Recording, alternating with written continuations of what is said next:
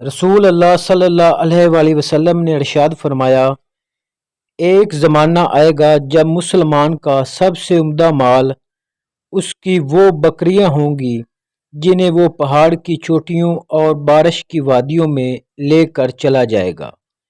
تاکہ اس طرح اپنے دین اور ایمان کو فتنوں سے بچا لے۔ نبی صلی اللہ علیہ وآلہ وسلم نے فرمایا، جب مرغ کی بانگ سنو تو اللہ سے اس کے فضل کا سوال کرو، کیونکہ اس نے فرشتے کو دیکھا ہے، اور جب گدھے کی آواز سنو تو شیطان سے اللہ کی پناہ مانگو،